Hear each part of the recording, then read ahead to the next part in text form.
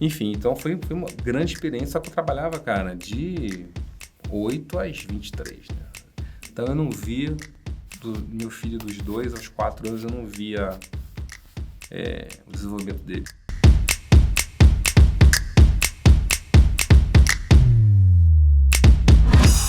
Uma das características aqui do nosso programa Entrevista 50 CIOs, e quando nós estamos produzindo as edições do livro Por Trás da TI, é a insistência. Quando nós sabemos, né, que tem histórias e grandes convidados que podem enriquecer ainda mais esse programa, sem dúvida alguma a insistência é algo super positivo. Falando de insistência, meu grande amigo Fábio Moraes, que vem nesse momento trazer a sua história, um pouquinho da sua jornada nesse grande problema. Fabião, muito bom te receber aqui, uma grande honra. Obrigado. Demorou, né, Renatinho? Estamos aqui. É isso aí. Insistência e resiliência, né? Essa é a nossa profissão, né? Muito legal. Fabio, você já sabe, o nosso programa tem um grande objetivo aqui de contar histórias. Para a gente contar uma boa história, a gente tem que começar do início, né? Do início aonde nós fomos, de fato, gerados, né? Como pessoa, como profissionais agora. Então é o momento da gente falar um pouco de infância, aonde nasceu, família e essas lembranças boas de um tempo que não volta mais, Fabião. Nossa, né? A gente às vezes, né, esquece de lembrar disso, né? Mas é a nossa história, né? Cara, eu nasci na guarnição da Vila Militar do Rio de Janeiro, em 23 de janeiro de 71. Filho da dona Letícia e do seu Alencar, meu pai militar, por isso que eu nasci lá, próximo ao subúrbio de Bento Ribeiro, ali Madureira, aquele berço ali do samba do Rio. Então, assim, carioca da gema mesmo. Né? E criado com muita dificuldade, né? Escola pública, né? Pegando trem para ir para a escola. E até que, né, meu pai conseguiu, no próprio quartel, aprender coisas financeiras, né? Tesouraria, quanto a receber, quanto a pagar, começou a lidar com o mundo financeiro no quartel e acabou conseguindo um emprego melhor em uma faculdade, começou a ser coordenador financeiro, tesouraria de uma faculdade, começou a ganhar um pouco melhor, mantinha os 2 empregos, né?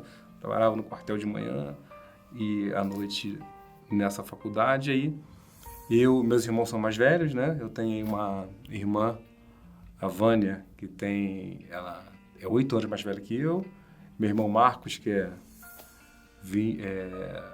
7 anos mais velho que eu. Então, assim, eu vim mesmo temporão, né? E aí, eu já consegui pegar uma história do meu pai em termos de posição social melhor, né? Então, já pude, no meu antigo científico, né? Sim. Estudar numa escola particular, né? Até porque, naquela época, o ensino da escola pública já era melhor do que é hoje, né? Era mais estruturado, né? É verdade. E acabou que aí depois eu fui para uma escola particular e consegui, então, com meu pai um pouco melhor de grana, pagar uma PUC, né? Eu fiz tecnólogo e processamento de dados na PUC, né? E aí, ali eu comecei a minha história em tecnologia. Fabio, e como que o trabalho começou a permear um pouco a sua vida ali nessa época de... né, início de faculdade, como que foi o primeiro emprego? Ô, Renatinho, quando eu entrei na faculdade, né, tinha mais... Desculpa, pode falar palavrão aqui, Renatinho? Tinha mais puta ideia do que era informática, tecnologia, né? E o pessoal falava, né, cara, tem que estudar informática porque isso é a profissão do futuro, né? Pô, que diabo que é isso, né? E aí, naquela época, terceiro ano do científico, né? Que tinha essa pressão, tinha vestibular, Gran Rio, né? Você tinha que fazer... Era diferente do Enem, né? Tinha uma prova só, era um negócio. E você antes tinha que escolher, né? Antes de fazer a prova, você escolhia qual a carreira que você queria seguir. Eu falei, putz, sei lá, né? Eu vou no que o pessoal tá falando. Eu acabei me apaixonando por aquela história de criar alguma coisa que alguém use, né? Falei, cara, que coisa engraçada, né? Você cria um negócio e o cara usufrui daquilo que eu tô fazendo. Você muda uma coisa aqui... Olha, apareceu lá, né? Você muda a forma do cara interagir com o mundo, né? E aquilo foi um negócio, né? Diferente, né? Quando eu me deparei com aquilo, isso realmente me deu essa atração. Mas PUC, primeiro período, segundo período, já PUC tem essa pressão muito forte de mercado de trabalho, né? E no terceiro período já tinha lá vagas de estágio. Eu falei, cara, o que eu vou estagiar, né? Como assim? Pô, quero fazer essas coisas que eu estou fazendo aqui. Estava recrutando pessoas para curso em Dataflex para poder, então, ser os primeiros do curso iam ser estagiários, já ganhar uma vaga de estágio. Aí fui lá, fiz o curso, fui segundo colocado. Acho que os 5 primeiros iam fazer estágio, aí entrei nessa empresa que era a Intercomp e no Rio era a VM Consultoria, que fazia essa representação. Entrei como estagiário da Dataflex, programador, na verdade, estagiário de programação, depois foi programador júnior. E nessa hora eu comecei a ter contato, né, achando que eu estava abafando, vinha da PUC, sabia programar, porra nenhuma, né? Fui aprender lá, né? Porque a vida como ela é você fazer a programação de um sistema, né, na unha para atender uma necessidade de um cliente ou de um problema de negócio. Primeiro contato que eu tive. E aí, a partir dali, não parei mais, né, cara? E aí, dali, eu fui galgando. Então, minha primeira experiência foi por causa de um curso, de um banco de dados que tinha acabado de chegar no Brasil, que ninguém conhecia e que estava se espalhando, e que a empresa precisava formar profissionais que lidar tecnicamente com aquilo. E eu participei do curso. Em segundo lugar, entrei de estagiário nessa história. Meu primeiro contato foi esse. Que legal. Fabio, eu imagino que o início dessa jornada é sempre muito divertido, como você comentou agora, né? Mas construir uma carreira, a gente começa a ter, né, estágios importantes até chegar ao ponto onde a gente identifica que nós temos que trabalhar com pessoas e que a razão de tudo aquilo é fazer para as pessoas que a tecnologia trabalhe e liderar servindo pessoas também. Como que foi esse desenvolvimento para chegar até uma posição de liderança? Bom, lá eu fui galgando as posições de programador júnior, pleno, ainda deixei analista júnior, nesse meio do caminho me formei, né, e cheguei então a um cargo de analista de sistemas pleno, né, sênior, esse negócio assim, putz, agora me sentia o cara, né? Aí nessa hora que eu já estava formado, aí já era nessa empresa ainda, né, era na VM, os caras, agora que você é analista de sistema sênior, vamos começar a te dar um sisteminha, né, um problema de um cliente do zero, né? Eu falei, não, puxar comigo. Não, mas agora você não vai só programar, né? Aí o cara me deu um programador para lidar, sentar comigo junto, né? E aí essa experiência foi, cara, eu queria começar a fazer pelo cara, né? O cara fazia, não, peraí, tira a mão daí, porque eu vou fazer muito rápido que você, né? Então, o nosso primeiro, né? E dado o momento, né? Como é bom você aprender com pessoas, né?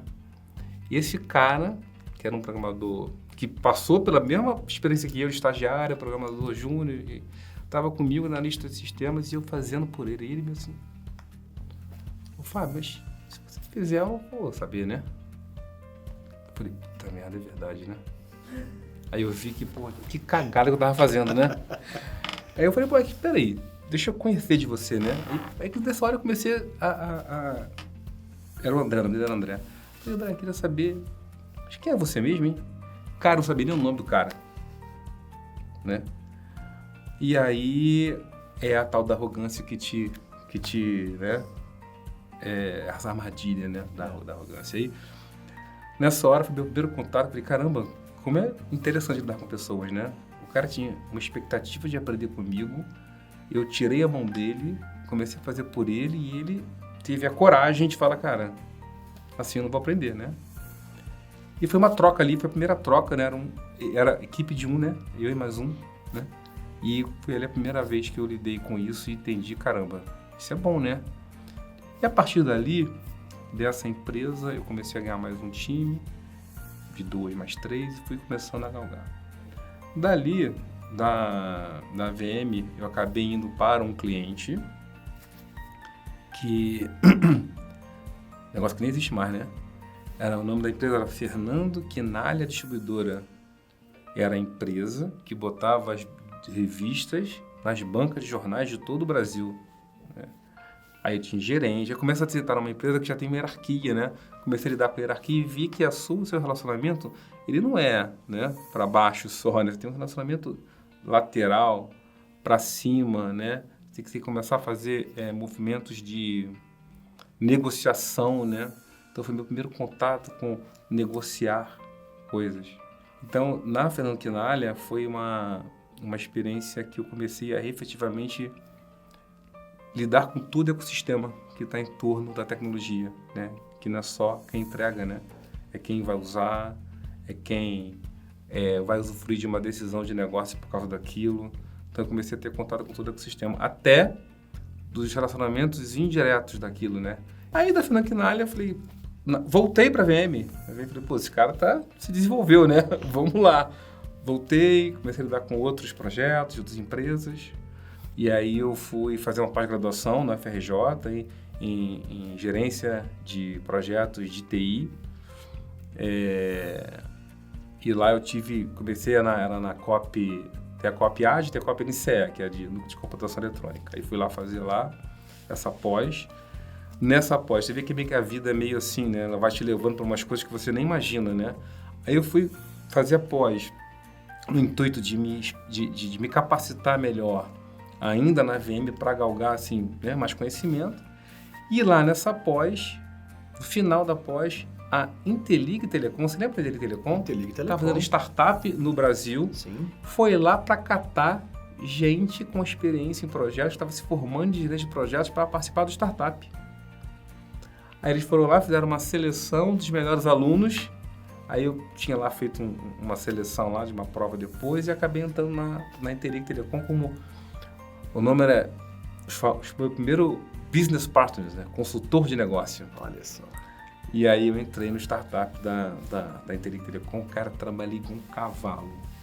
Enfim, então foi uma grande experiência, só que eu trabalhava, cara, de 8 às 23, né? Então eu não via, do meu filho dos 2 aos 4 anos, eu não via o desenvolvimento dele, né? Então essa parte é uma parte ruim dessa história. É verdade. Aí de lá...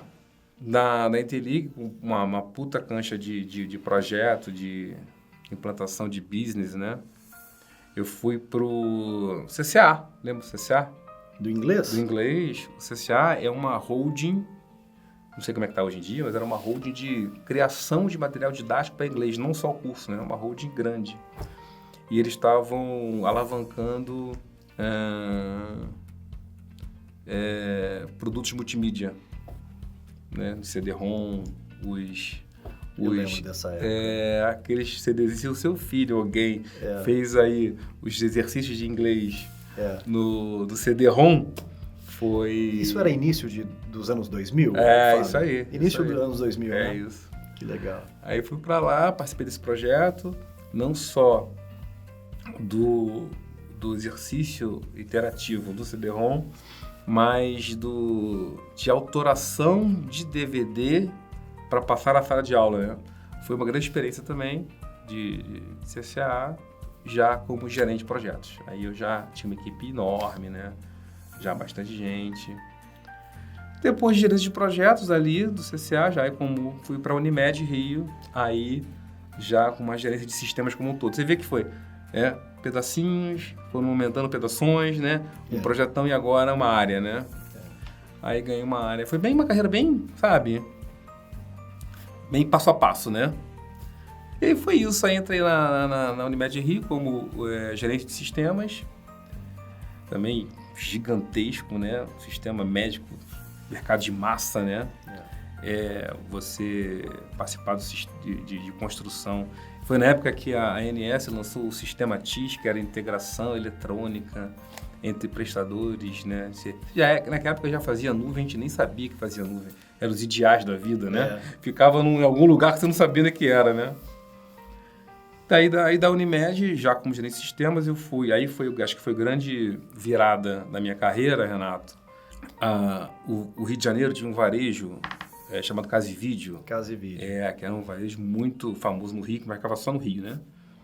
E aí eles sofreram um processo lá de criminal e acabou que teve uma interferência do Ministério Público e eles, então, entraram em recuperação judicial. Tá. Mas essa recuperação judicial ela foi ofertada ao mercado. Os próprios donos não poderiam fazer recuperação porque era um problema de crime federal. Então, o Ministério Público resolveu ofertar aquilo para quem quisesse pegar aquela recuperação, ou então ia fechar, eram mais de 100 lojas, né? E aí o advogado, que é o Fábio Carvalho, que hoje comprou depois a Abril, hoje ele é o dono da Abril e outras, né? Resolveu pegar a recuperação judicial. E ele falou, caramba, terra arrasada, né? Então ele tinha que pegar profissionais no mercado que não tinham a experiência, mas que queriam galgar posições acima para poder... Primeiro que ele não tinha dinheiro para pagar muito, né? Recuperação judicial. E queria pegar gente que queria o desafio, né? Aí o Red Hunter me achou, cara. É isso. A gente está procurando pessoas que tenham um patamar abaixo de um Red para poder para poder então conseguir participar desse deal, porque a gente, o dono lá, o novo dono, não tem como pagar para pessoas com experiência em Red de TI. Falei, pô, tô dentro, né? Entrei lá, ainda não como Red, tinha uma pessoa que estava lá, que tinha sido contratada para organizar a área, essa pessoa saiu, foi alçado a Red, minha primeira experiência como Red de TI na recuperação judicial da Casa e Vídeo. Olha só, marcante. Uma terra, assim, sabia depois de começar, Renato, data center pingando água de chuva dentro do negócio.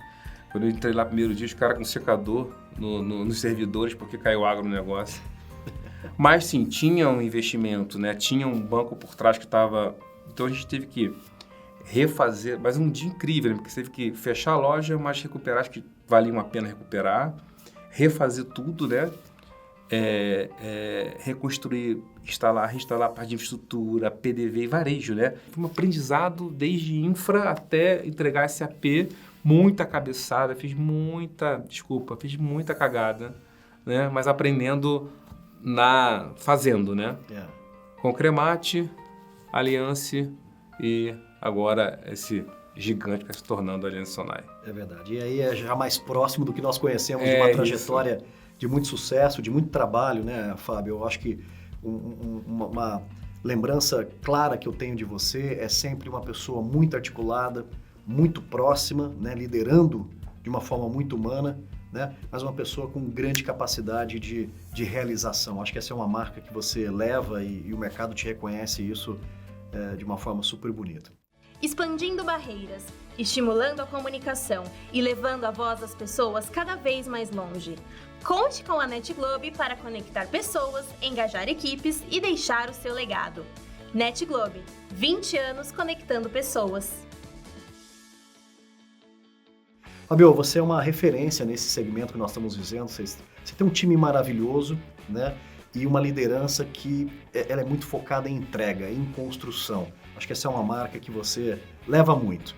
Só que por outro lado, né, Fábio, nós como profissionais, né, que temos aqui a responsabilidade de propagar a boa nova, né, das tecnologias, a gente está vivendo um grande apagão de mão de obra, né? Então eu queria aqui, Fábio, que você deixasse uma mensagem, talvez pegando uma reflexão naquele seu momento de PUC, né, que você estava ali buscando decidir que caminho, né, com pouca informação na época, que mensagem nós podemos deixar para esses jovens que olham para a tecnologia, mas que às vezes falta um empurrãozinho para chamar eles para o nosso segmento.